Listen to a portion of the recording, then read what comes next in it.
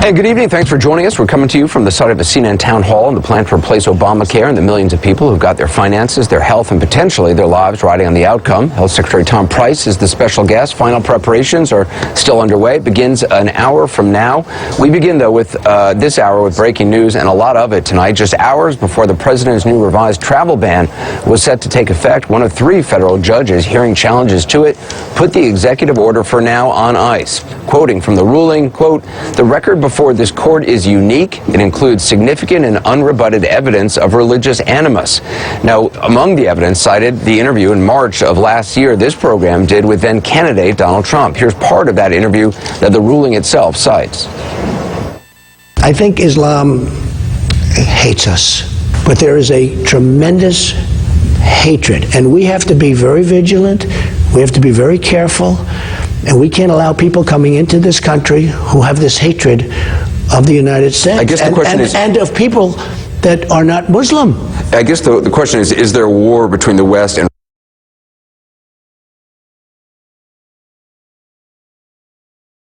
or is there war between the West and Islam? It's radical, but it's very hard to define. It's very hard to separate because you don't know who's who. So the court cited that interview, also statements made by Stephen Miller recently on television comparing the new executive order to the old executive order. Jessica Schneider has more on the ruling. She joins us now. So what are you learning, Jessica? Well, Anderson, we know that this is once again a temporary restraining order, putting that halt to the second incarnation of the travel ban. It was, of course, supposed to go into effect in just about 4 hours, 12:01 a.m. This is the exact same recourse that we saw back on February 3rd, that time from a Seattle federal judge. This means the travel ban, it will not take effect. But, you know, interesting, Anderson, you touched on it. One of the main points from the opinion, the judge there talking about the overall intent on television, talking about how President Trump asked him the best way to legally implement a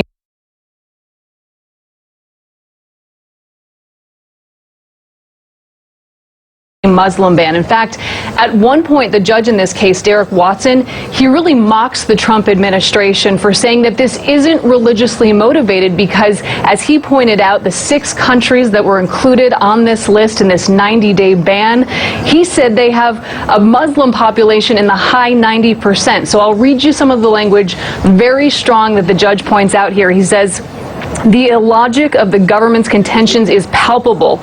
The notion that one can demonstrate animus toward any group of people only by targeting all of them at once is fundamentally flawed."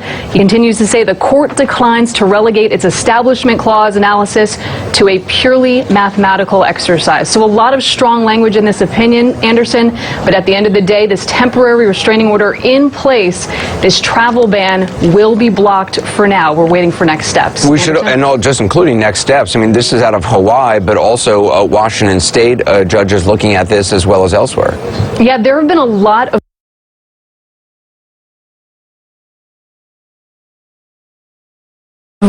lawsuits, as you can imagine, over the past few weeks since this ban was announced. We've seen hearings in Maryland. Also, we're waiting for that ruling out of Washington State, where Judge Robart was the one who ruled back in February. So a lot ongoing, but, you know, this is the one that takes precedent right now and halted. Yeah, Jessica Schneider, appreciate the update. I want to go now to our Jeff Zeleny. He is traveling with the president, who is going to be speaking tonight from Nashville, Tennessee, where the president is also running late. So do you know if the president's delay has anything to do with the court ruling, and has there been any reaction at all so far from the administration? Well, Anderson, the president was informed about this shortly after the ruling was handed down, and I am told his aides and, in fact, the entire White House counsel's office back in Washington was indeed poring over this ruling. And as Jessica was saying, it includes so many of the president's own words from back in the campaign trail, as you were playing earlier, to his tweets and other things his advisors have said. But we do believe that he is going to address this tonight at the campaign rally. You can probably hear behind me here, Lee Greenwood is singing "God Bless the USA." This feels like a campaign rally. Indeed, it is a campaign rally. And in some respects, it's back to the drawing board for this president. This is one of the major campaign pledges that he made about the travel ban. And and this is now going to start over from the scratch. I'm going to turn around now, Anderson. You can see the president entering this arena right now. He's entering to Lee Greenwood singing God Bless the USA. You can be sure he will talk about this as soon as this song ends, Anderson. This changes the moment of this rally.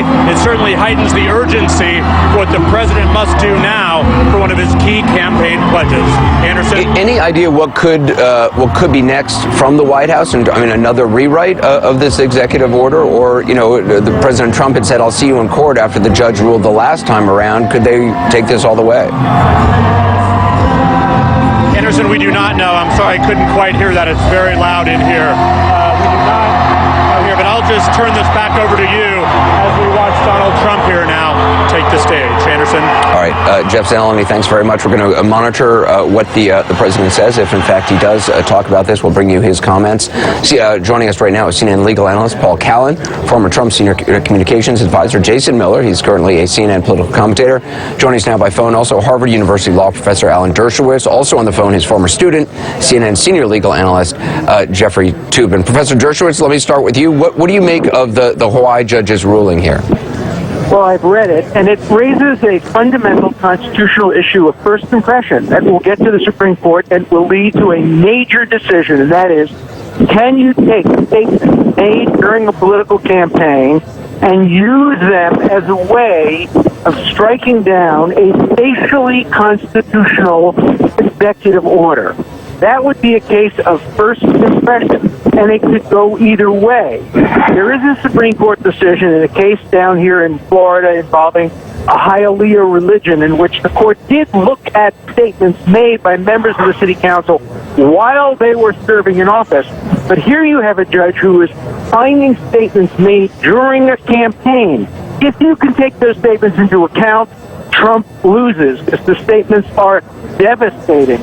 But if the court rules that you can't take those statements into account and you have to look only at the text of the order, then Trump wins, because the court is dead wrong when it says it's unconstitutional if it includes 6 countries, all of which are 90% Muslim. That's perfectly constitutional, because that's what Obama did. So what the court basically ruled is, if Obama does it, it's constitutional.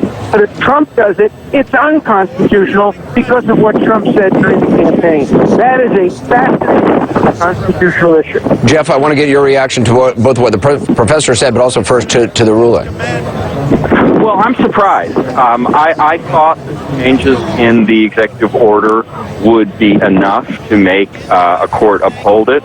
I think Alan is exactly right that it is unusual, it is unprecedented in my experience to take campaign statements from a president into consideration in evaluating the constitutionality of an executive order. I think I think, frankly, it's going to be vulnerable on appeal. This decision, but you know, the sheer number of times Donald Trump said on AC 360 in speech.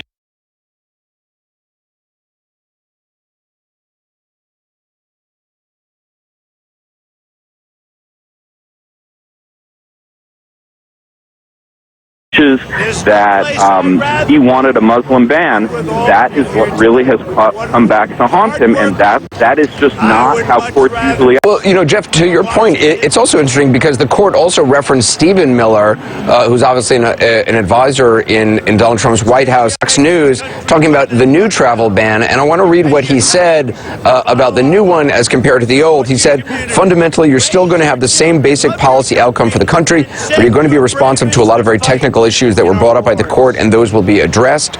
But in the terms of protecting the country, those basic policies are still going to be in effect. So it wasn't just comments the president himself made as a candidate. This was while President Trump was in the White House, and now they're pointing the finger at Stephen Miller. That's true, but I mean, if you listen to what Stephen Miller said there, I mean, frankly, I don't think it's all that objectionable. I mean, he said we are protecting the country, and we are going to do it the best way we can. And the fact that these countries are Muslim, predominantly Muslim, is not what this case is about. The administration asserted it's about protecting the country. I don't Obviously the judge thought all that language was just a pretense. This was all about Muslims. It wasn't about safety. But the president has broad authority in this area. And I just think courts are going to be very reluctant, other courts, to second guess in these circumstances. Yeah. Jason, to that point, as Jeff said, the president traditionally does have broad authority and what needs to be done to keep the country safe, as opposed to some court in Hawaii or in Washington or elsewhere. What do you think the White House's next move is going to be? Well, we'll see. Obviously, the president's speaking at this moment, and I imagine that he'll be diving into this very shortly. But while I'm not a lawyer, I think there are a couple common sense things that I can point out here. Number one, this appears to be a very politicized ruling. Even saw some of the question marks being raised by Jeff and with Alan for the fact that the administration took their time. They feel that they got this right. They put it out there with a 10-day period, and for just tonight for this to be happening, I think this really reeks of political opportunism and playing political games. The other thing too is when you look at voters around the country, they want to see a president out there creating jobs and want to see it keeping the country safe. This is exactly what that's going to. And going to your point about what Stephen Miller was saying, Stephen Miller was simply making the case that the president and the administration want to keep the country safe.